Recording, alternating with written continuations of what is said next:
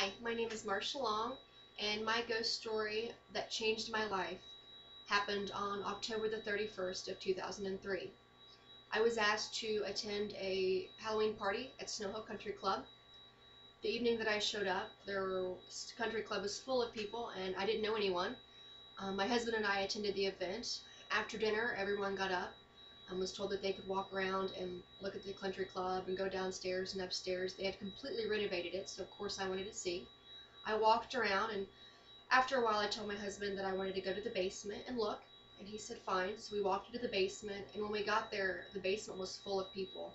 And within a couple minutes of being there, it seemed like everybody just got up and left. It was kind of odd. At the time, I didn't think anything odd because there were people all over moving about the country club.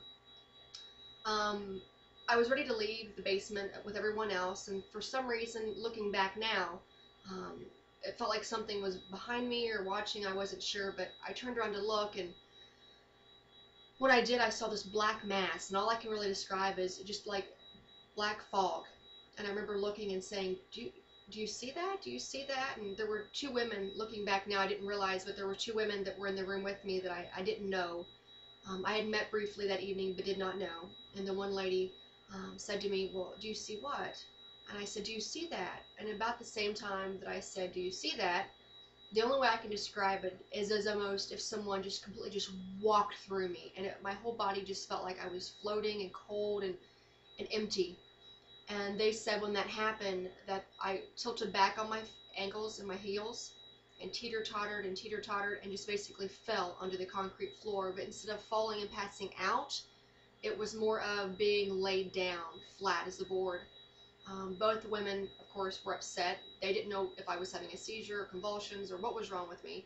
So they both rushed over to me and caught me right before I landed on the floor. The one lady said that when she got to me, she said that I was very stiff and that my skin was extremely cold. The other lady said, she was a younger lady, was very scared, and I remember hearing them say, what is her name, what is her name? And the other lady said, I think her name's Marsha, I think her name's Marsha. And they shook me, and I could hear them, and my eyes were closed, but I couldn't respond. It was almost like I was paralyzed.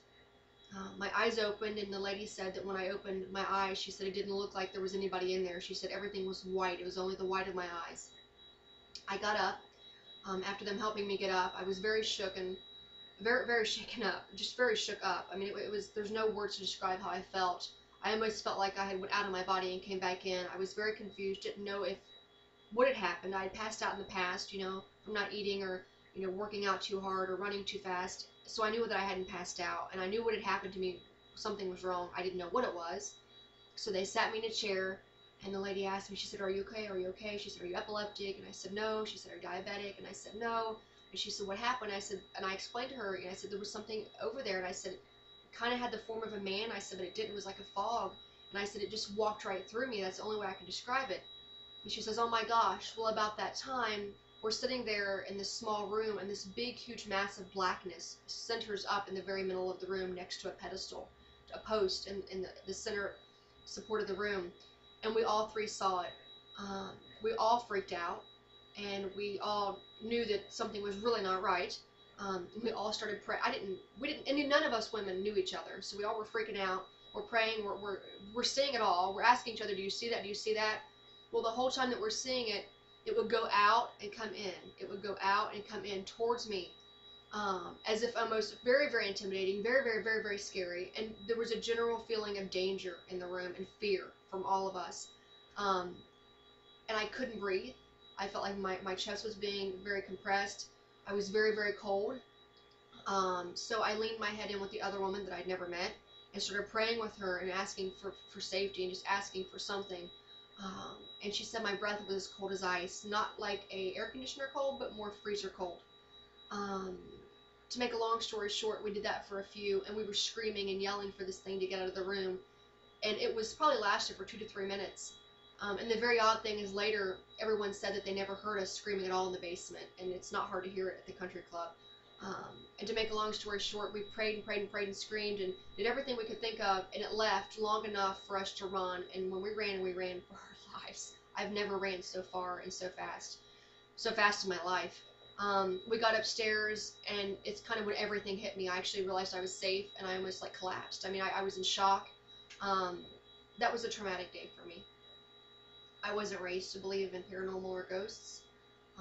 I had never done a ghost hunt before this, and it was not my intention to have this experience. The evening at Snow Hill changed my reality for what exists and what doesn't, and it's made me realize that just because you see it doesn't mean it's not there. Um, it took me a year and a half to even be able to talk about what happened that night. Um, my life will never be the same.